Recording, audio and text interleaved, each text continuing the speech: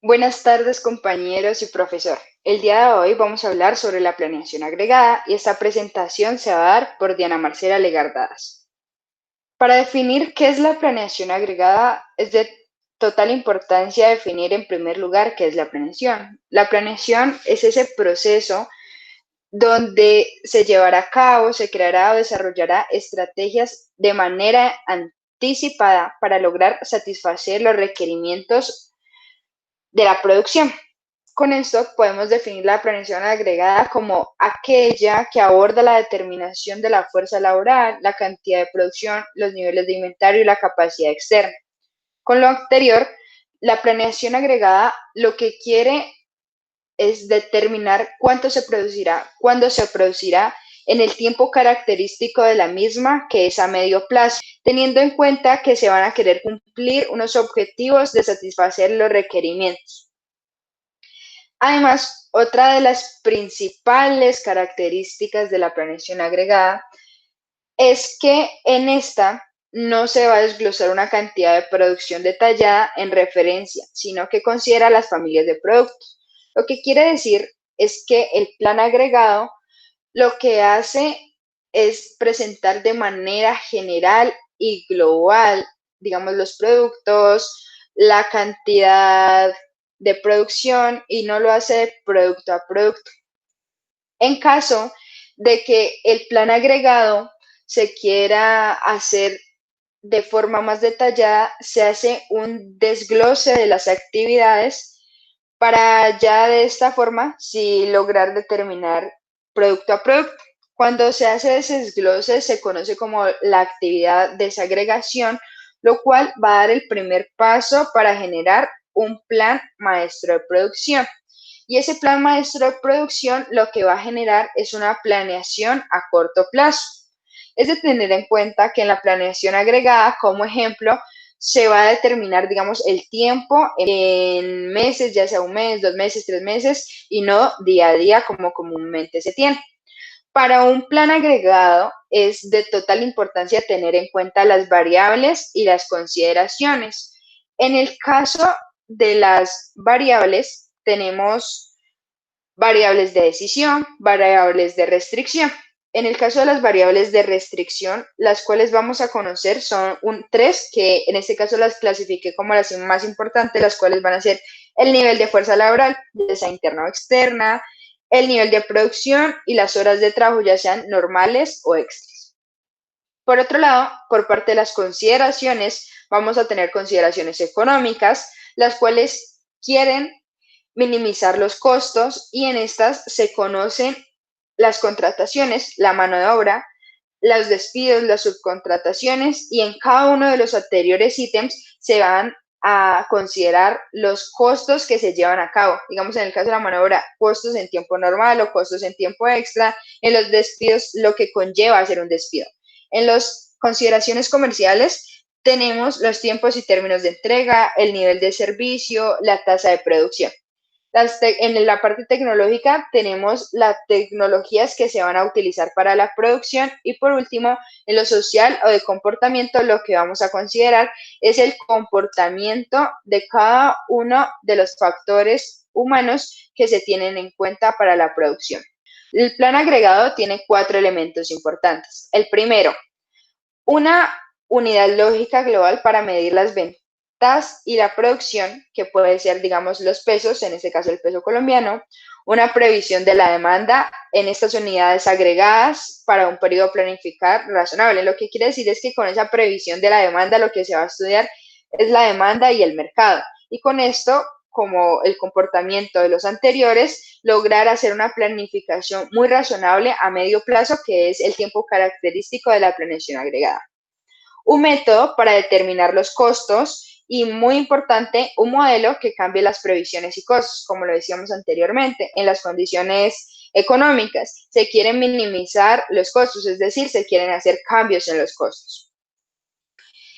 En el caso de una relación que se tiene, vamos a tener la prevención de la demanda, que va a estudiar en este caso el mercado y la demanda, y a su vez, acompañada de las tecnologías e investigación, se va a concluir en una decisión del producto. Por consiguiente, en el siguiente punto vamos a tener la planificación del progreso y decisiones de capacidad. Siguiendo a esto, logrando un plan agregado, que es el tema al que queremos llegar, este se va a tener en cuenta una capacidad externa, va a tener unos inventarios, unas materias primas, una mano de obra y por último, si el proyecto se quiere desagregar, lo que se va a conseguir es un programa marco de producción que conllevará a un programa detallado o un programa a corto plazo. El ejemplo que trajimos el día de hoy es el de un fabricante de video que necesita un plan agregado desde julio hasta diciembre. La compañía ha recogido los siguientes datos que los tenemos aquí y se pueden evidenciar aquí. Y tiene un problema. ¿Cuál sería el costo de cada una de las estrategias siguientes? A. Varía la mano de obra para igualar exactamente la demanda a la producción. Partimos de 8 empleados contratados en junio. Y la siguiente, que es varía únicamente las horas extras y utilice una planilla constante de 8 empleados. ¿Qué pasa? Vamos a variar la mano de obra. Entonces, por esto, lo primero que tenemos en cuenta es que en junio se tuvieron 8 empleados. Entonces, lo primero es que tenemos que encontrar la tasa de producción para junio. Si tenemos 8 empleados que van a trabajar para una unidad 4 horas y en un día trabajan 8 horas y en un mes van a trabajar 20 días, vamos a tener 320 unidades al mes. Para lo cual vamos a tener que, como se varía la mano de obra, vamos a tener en cuenta si se debe contratar o despedir. Entonces, el inventario inicial para el mes de junio no tenemos una producción de 320 unidades y en el enunciado anterior, en los detalles, en los datos recogidos, se tuvo que, para el inventario inicial de julio eran 150, entonces el inventario final de junio va a ser de 150. Tenemos que en junio se producieron 470, pero en julio se van a necesitar 402 más, por lo cual se van a tener que despedir 70 unidades.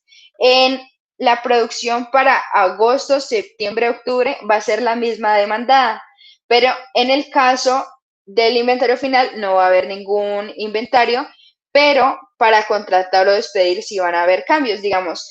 En julio se produjeron 250 y entonces en agosto se necesitan 500, entonces deberá contratar 250.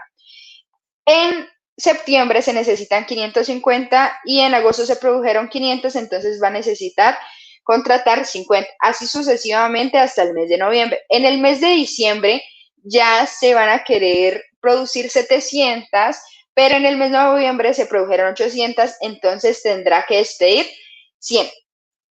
Con esto lo que vamos a lograr es que vamos a tener una producción de 3.500, una contratación de 550 y hoy vamos a tener que despedir 170. Entonces, la producción va a ser de 140.000 pesos y las contrataciones van a ser de 14 empleados a 40 pesos por contratación, que es uno de los datos que está en el enunciado, los cuales nos va a dar 560 pesos. Para despedir, vamos a tener que despedir 4 empleados que encontramos aquí, a 80 pesos, por lo que conlleva las políticas de despido, con 320 pesos en total, para asumir un costo total de 140.880, que esa sería la solución del punto A. En el punto B nos dice que varíe únicamente las horas extra y utilice una planilla constante de 8 trabajadores.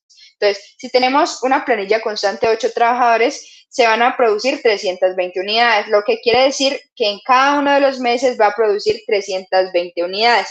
¿Qué pasa? Que para el mes de julio se están demandando 400 y hubo un inventario inicial de 150, entonces va a tener un inventario final de 70, entonces no va a tener que contratar horas extra. Pero, digamos, en el mes de agosto también va a haber un inventario inicial de 70 y va a haber producido 320, pero necesitaba 500, entonces va a tener que contratar 110.